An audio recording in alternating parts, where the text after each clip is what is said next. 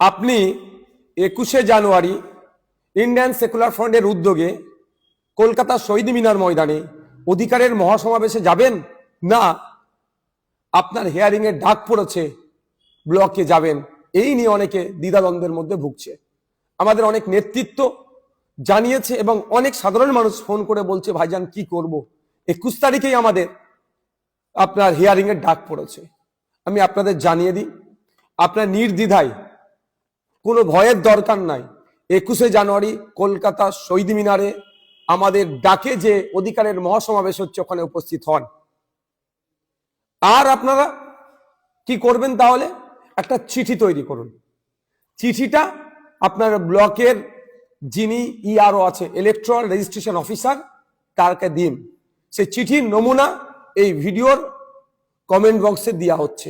তারপরও আমি একটা ছোট্ট করে দেখিয়ে দিই, বুঝতে পারবেন চিঠিটা কি, কিভাবে লিখবেন। প্রতি মাননীয় বা মাননীয়া ইআরও আপনার বিধানসভার নাম লিখে অমুক বিধানসভা, তারপরে আপনার জেলার নাম দেবেন, তারপরে কি দেবে বিষয়, শুনানির দিন পরিবর্তনের আবেদন, তারপরে মহাশয় মহাশয়া, মহাশয় পুরুষের জন্য মহাশয়, মহিলার জন্য মহাশয়টা দিলেন, আপনার নাম দেবেন, পিতার নাম দেবেন, পুরো ঠিকানা লিখবেন।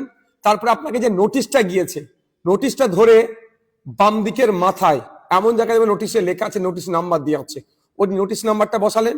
তারপরে কি লিখবেন, আপনার পক্ষ থেকে 21শে জানুয়ারি 2026 আপনার দপ্তরে এসআইআর বিষয়ে, এই গ্যাপটা এসআইআর, আপনার এসআইআর এর যে কি কারণ আপনাকে নোটিশ ইস্যু করেছে, যে কারণটা আছে সেটা উল্লেখ করবেন। উল্লেখ করার পরে শুনানির জন্য নোটিশ পেয়েছেন, শুনানির জন্য নোটিশ পেয়েছেন, আপনাকে বিশেষভাবে অনুরোধ করছি 21শে জানুয়ারি 2026 বুধবার অনেক আগে থেকেই আমার একটি গুরুত্বপূর্ণ অন্যত্র প্রোগ্রাম রয়েছে। আপনি এখানে যা কিছু লিখতে পারেন, যা কিছু মিনস যে আমার একটা বিশেষ কাজ আছে, আগে থেকেই ছিল বা এখন ডিসাইড হয়ে গেছে, গুরুত্বপূর্ণ কাজ আছে, যে কাজটার জন্য যে আপনি তারপরে কি লিখছেন, আচ্ছা এই দিনটার পরিবর্তন করা হোক, নতুন একটি দিন দেওয়া হোক, যে দিনে আমি সশরীরে উপস্থিত থেকে এই হিয়ারিং বা শুনানিতে অ্যাটেন্ড করব।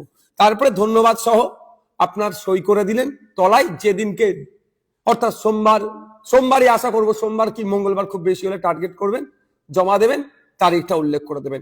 দুটো কপি হবে, একটা ইআরও স্যার বা ম্যাডাম নিয়ে নেবেন, আর একটা আপনার কাছে থাকবে রিসিভ কপিটা।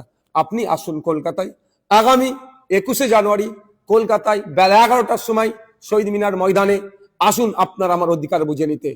ফেক এসটি/এসসি সার্টিফিকেটের নামে যেভাবে প্রকৃত এসটি/এসসিরা বঞ্চিত হচ্ছে, এই হয়রানি বন্ধের জন্য, নতুন ওবিসি সার্টিফিকেট দিয়ে মমতা ব্যানার্জি যেভাবে মুসলিম সম্প্রদায়ের সাথে দ্বিচারিতা করছে, বৈষম্য করছে, এটা বন্ধের জন্য, ওয়াকফ সংশোধনী আইন প্রত্যাহারের জন্য, আর সর্বোপরি এসআইআর এর নামে রাজ্য জুড়ে যেভাবে অহেতুক ভোটারদেরকে হয়রানি আতঙ্কিত করা হচ্ছে, এটা বন্ধের জন্য, এবং সাথে সাথে স্কুল সহ মাদ্রাসা শিক্ষা প্রতিষ্ঠানগুলো শিক্ষক শূন্য অবস্থায় চলছে, পর্যাপ্ত পরিমাণে শিক্ষকদের শিক্ষার পরিবেশ করিয়ে নিয়ে আসা হোক, এবং যে নয়া শ্রম কোড নিয়ে এসে কেন্দ্রের বিজেপি সরকার শ্রমজীবী মানুষদেরকে শোষণ করছে, সেটা বন্ধের জন্য, এবং যে শিক্ষিত বেকার যুবকদের হাতে কাজ তুলে দেওয়ার লক্ষ্যে এই ধরনের 10টা পয়েন্টের উপরে সব আরো পয়েন্টে আলোচনা হবে।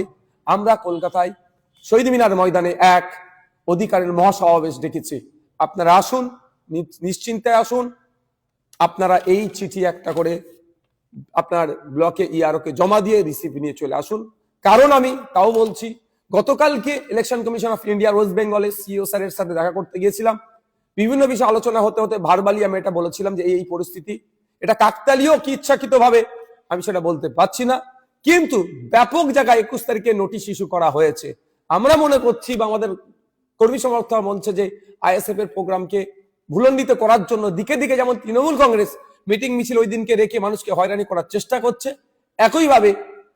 একইভাবে এই নোটিশ ইস্যু করে মানুষের যাতে না আসতে পারে সেই রাস্তা বন্ধ করার চেষ্টা করছে। তারপরেও সিইও স্যারের সাথে কথা বলেছি, তিনি জানিয়েছেন এই ধরনের অ্যাপ্লিকেশন করলে, চিঠি লিখে জমা করলে প্রত্যেককে অল্টারনেটিভ ডেট দেওয়া হবে। সুতরাং আপনারা নির্দ্বিধায় আগামী 21শে জানুয়ারি কলকাতার শহীদ মিনার ময়দানে অধিকার সমাবেশে বেলা 11টার মধ্যে উপস্থিত হবেন।